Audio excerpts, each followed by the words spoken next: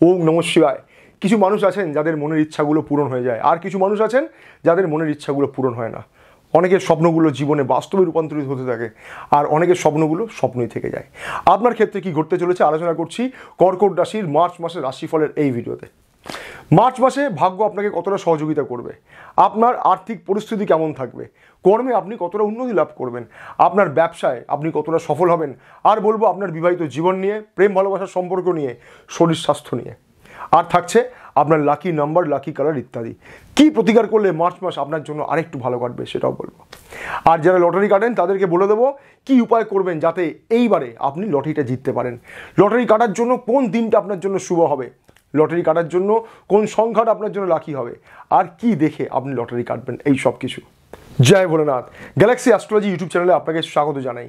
আপনি দেখছেন এবং শুনছেন কর্কট রাশির মার্চ মাসের রাশিফল। এই যে ছবিটা আপনি দেখছেন, এটা হলো আপনার জন্মছকের সাপেক্ষে কোথায় কোন গ্রহ অবস্থান করছে সেটা আমি আপনাকে এই ছবিটির মাধ্যমে দেখানোর চেষ্টা করেছি। প্রথমে আলোচনা করছি কর্কট রাশি যারা চাকরি করেন তাদের ক্ষেত্রে এই মাস কেমন যাবে। কর্কট রাশির চাকরি কেমন হবে, চাকরিতে সফলতা এবং চাকরি সংক্রান্ত নানা প্রশ্নের উত্তর প্রধানত নির্ভর করে মেষ রাশি এবং মেষ রাশির অধিপতি মঙ্গলের ওপর। সুতরাং আপনার কর্মক্ষেত্র ভালো হতে গেলে আপনার জন্মছকে মঙ্গলের অবস্থান শুভ হতে হবে। দেখবেন যে সকল কর্কট রাশির মানুষদের জন্মছকে মঙ্গল শুভ নয়, পীড়িত বা নিচস্থ অবস্থায় আছে, অথবা মেষ রাশিতে কোনো অশুভ গ্রহের প্রভাব আছে, তাদের ক্ষেত্রে কর্মক্ষেত্র ভালো হয় না। মিলিয়ে নেবেন কর্কট রাশির মার্চ মাসের রাশিফল কি বলছে। প্রথমত বলবো, কর্কট রাশির যারা চাকরিজীবীরা আছেন, চাকরি পরিবর্তন করার কথা ভাবছেন, তবে এই মাসটি আপনার জন্য চাকরি পরিবর্তনের জন্য চমৎকার সুযোগ নিয়ে আসতে পারে। এই মাসে তিনটি বিষয় মনে রাখবেন। প্রথমত, এই মাসে আপনার পরিশ্রম বাড়বে, আপনি তবে নিরাশ হবেন না, কারণ পরিশ্রমের ফল আপনি পাবেন। দ্বিতীয়ত, যারা সেলস এবং মার্কেটিংয়ের কাজ করছেন তাদেরকে টার্গেট নিয়ে এই মাসে কিন্তু একটু বেশি মাথা ঘামাতে হবে। আর তৃতীয়ত, আপনার অফিসে বসদের সাথে একটু ভালো সম্পর্ক বজায় রাখার চেষ্টা করুন। তাছাড়া এই মাসটি মিশ্র থাকবে, তবে আগের থেকে কিছু ফল ভালো হতে পারে আপনার কর্মক্ষেত্রে। মনে রাখবেন মাসের প্রথম সময়টাকে বেশি করে নিজের কাজে লাগান। যারা কোনো বৈদেশিক সংস্থায় কাজ করছেন তাদেরকে বলবো মানসিক অস্থিরতাকে অনেকটা নিয়ন্ত্রণ করুন। মার্চ মাস কর্কট রাশির মানুষদের ব্যবসা কেমন হবে, ব্যবসায় আপনি কতটা সফলতা লাভ করবেন, ব্যবসা কেমন চলবে ইত্যাদি নানা প্রশ্নের উত্তর নির্ভর করছে মকর রাশি এবং মকর রাশির অধিপতি শনিদেবের হাতে। দেখবেন কর্কট রাশির মানুষরা যারা ব্যবসা করছেন তাদের জন্মছকে যদি শনিদেব অশুভ অবস্থায় থাকে এবং মকর রাশিতে যদি কোনো অশুভ গ্রহের অবস্থান থাকে, তাহলে কিন্তু সেই সমস্ত মানুষদের ব্যবসা কিন্তু খুব একটা ভালো হয় না। কিন্তু যাদের জন্মছকে শনিদেব শুভ স্থানে আছেন এবং মকর রাশিতে কোনো অশুভ গ্রহের প্রভাব নেই, সেই সমস্ত কর্কট রাশির মানুষদের ব্যবসা ভালো চলে। কিন্তু প্রশ্ন হচ্ছে কর্কট রাশির মার্চ মাসের রাশিফল কি বলছে। শনিদেব অবস্থান করছেন অষ্টমভাবে, আর একদিকে চলছে শনিদেবের ধাইয়া, যা একদমই আপনার জন্য ভালো নয়। এই সময় ব্যবসায় সমস্যা আসবে, ব্যবসায় সমস্যা বাড়বে, বিভিন্নভাবে ব্যবসায় বাধা বিপত্তি তৈরি হবে। যারা নতুন ব্যবসা শুরু করার কথা ভাবছেন, বড় বিনিয়োগ করার কথা ভাবছেন, তারা একটু অপেক্ষা করুন। নতুন ব্যবসা শুরু করার জন্য এই সময়টা ভালো নয়। এই সময় যদি আপনি কোনো বড় আর্থিক ঋণ নেওয়ার কথা ভাবছেন, তাহলে কিন্তু পরে আপনাকে ভুগতে হতে পারে। টাকা ধার নেবেন না এই সময়, টাকা ধার দেবেন না এই সময়। ঠান্ডা মাথায় পরিস্থিতিকে নিয়ন্ত্রণ করতে হবে। যদি আবেগের সাথে কোনো বিনিয়োগ করার কথা ভাবছেন, তাহলে কিন্তু আর্থিক ক্ষতি আপনার হবে এবং অন্যান্য সমস্যা দেখা দিতে পারে। আপনি মনে করলে আপনার ব্যক্তিগত রাশিফল জ্যোতিষ পরামর্শ আপনি নিতে পারেন। কর্কট রাশির বিবাহিত জীবন কেমন হবে, বিবাহিত জীবনের সফলতা কেমন হবে ইত্যাদি নানা প্রশ্নের উত্তর নির্ভর করছে মকর রাশি আর মকর রাশির অধিপতি গ্রহ শনিদেবের হাতে। সুতরাং দেখতে হবে আপনার জন্মছকে যদি শনিদেব শুভ স্থানে থেকে থাকে, মকর রাশিতে যদি কোনো অশুভ গ্রহের প্রভাব না থাকে, যদি আপনার জন্মছকে মাঙ্গলিক দোষ না থাকে, তাহলে আপনার বিবাহিত জীবন ভালো। কিন্তু যদি এরকম হয় যে মকর রাশিতে কোনো অশুভ গ্রহ বসে আছে বা অশুভ গ্রহের দৃষ্টি রয়েছে, শনিদেব আপনার জন্মছকে ভালো জায়গায় নেই, আপনার জন্মছকে মাঙ্গলিক দোষ রয়েছে, তাহলে তো কর্কট রাশির সেই সমস্ত মানুষদের কোনোদিনও বৈবাহিক জীবন ভালো যায় না, যাচ্ছে না এবং হবেও না। আমাকে জানাবেন, মিলিয়ে নেবেন। কিন্তু প্রশ্ন হলো মার্চ মাসের রাশিফল কি বলছে। মার্চ মাসের রাশিফল বলছে শনিদেব আপনার সপ্তম ভাবের অধিপতি, বৈবাহিক জীবনের কারক গ্রহ অবস্থান করছে কোথায়, অষ্টমভাবে কুম্ভ রাশিতে।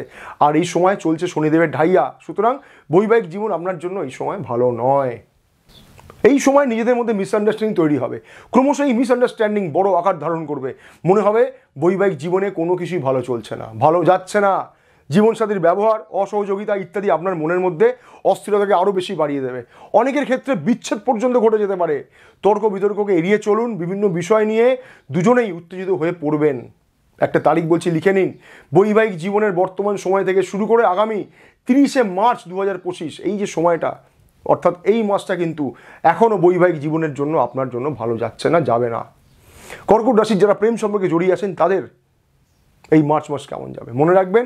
কর্কট রাশির প্রেম সম্পর্কে সফলতা কেমন হবে ইত্যাদি নানা প্রশ্নের উত্তর নির্ভর করছে প্রধানত আপনার জন্মছকের সাপেক্ষে বৃশ্চিক রাশি এবং বৃশ্চিক রাশির অধিপতি মঙ্গলের হাতে। আর আপনার জন্মছকে যদি বৃশ্চিক রাশিতে কোনো অশুভ গ্রহের প্রভাব থাকে, দৃষ্টি থাকে, আর মঙ্গল যদি আপনার জন্মছকে পীড়িত আছে, নিচস্থ আছে, অশুভ অবস্থায় আছে, তাহলে তো আপনার প্রেম সম্পর্ক কোনোদিন ভালো যাচ্ছে না। কর্কট রাশির মার্চ মাসের রাশিফল কি বলছে? মঙ্গল আপনার প্রেম ভালোবাসার প্রধান কারক গ্রহ, আর অবস্থান করছে মিথুন রাশিতে আপনার দ্বাদশভাবে এবং বক্রী অবস্থায় আছে। তাই গ্রহের গোচর অবস্থান বলছে মঙ্গলের অবস্থান আপনার জন্য, আপনার প্রেম সম্পর্কের জন্য ভালো নয়। সম্পর্কের অবনতি হ্যাঁ হতে পারে, সম্পর্কের মধ্যে মানসিক এবং শারীরিক দূরত্ব বাড়তে পারে। ছোট ছোট বিষয়গুলোকে নিয়ে দেখবেন নিজেরা অনেক বড় আকার ধারণ করে ফেলছেন। আর শনিদেবের ঢাইয়া এই সমস্যাকে আরও বেশি প্রভাবিত করবে এবং আপনার সম্পর্ককে নষ্ট করার একদম চেষ্টা করবে যাতে আপনার সম্পর্কটা নষ্ট হয়ে যায়। মনে রাখবেন শনিদেব কিন্তু এটা করাবে। ছোট ছোট বিষয়গুলো বিভিন্ন কারণে অকারণে ক্রমশ বড় আকার ধারণ করবে। আর শনিদেবের ঢাইয়া এই সময় আরও আপনার এই সম্পর্কের খারাপ জায়গাটাকে বেশি করে প্রভাবিত করবে। আর যাদের জন্মছকে মঙ্গল অশুভ অবস্থায় রয়েছে, নিচস্থ রয়েছে, বৃশ্চিক রাশিতে কোনো অশুভ গ্রহের প্রভাব রয়েছে, তাদের কিন্তু সমস্যা আরও বেশি জটিল হতে পারে, এমনকি বিচ্ছেদে ঘটতে পারে। যারা ভাবছেন এই মাসে প্রেম সম্পর্ককে বিবাহে বন্ধনে আবদ্ধ করবেন, তাদেরকে বলবো আর একটু অপেক্ষা করে যান। এই মাসটা শুভ নয়। এই সময় প্রেম বিবাহের জন্য কিন্তু একদমই খারাপ সময়। মার্চ মাসে আপনার শরীর স্বাস্থ্য কেমন থাকবে?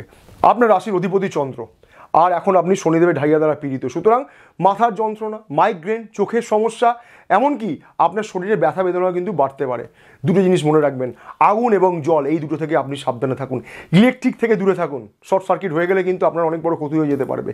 আর একটা জিনিস মনে রাখবেন, শারীরিক সমস্যা যেরকম চলছে না, মানসিকভাবেও কিন্তু আপনি খুব একটা ভালো নই। তাই জন্য এই মাসটা, শুধুমাত্র এই মাসটা এখনও নিজের অস্থিরতাকে নিয়ন্ত্রণ করুন, তারপরে দেখছি। আলোচনা করব কর্কট রাশির যে সকল মানুষের লটারি কাটেন তাদের ভাগ্য কি বলছে। প্রথমে বলি, লটারি পেতে গেলে ভাগ্যের সহযোগিতা অনেক বেশি প্রয়োজন, আর আপনার ভাগ্যের অধিপতি লাভের স্থানে বসে আছে। সুতরাং লটারি কাটবেন বা লটারিতে প্রাপ্তির যোগ কিন্তু অনেকটা আপনার রয়েছে। কবে কাটবেন? সোমবার লটারি কাটুন। আর লটারি কাটার সময় দেখে নেবেন 5 এবং 8 এই নম্বর দুটো লটারির টিকিটের মধ্যে আছে কিনা। আর দেখে নেবেন লটারির টিকিটের যে মোট যোগফল, তার যোগফল যদি 5 এবং 8 হচ্ছে কিনা।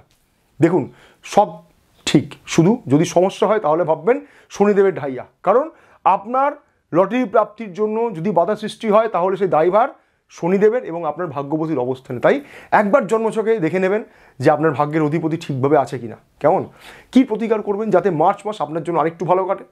এই মাসে আপনার লাকি কালার সাদা এবং গোলাপি, তাই সাদা এবং গোলাপি রঙের কম্বিনেশনের পোশাক পরুন।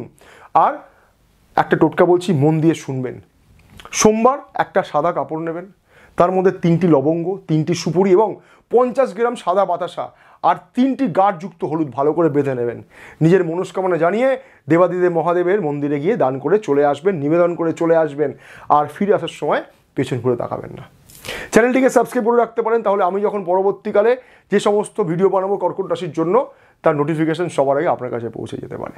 ভালো থাকুন, সুস্থ থাকুন। জয় ভোলেনাথ।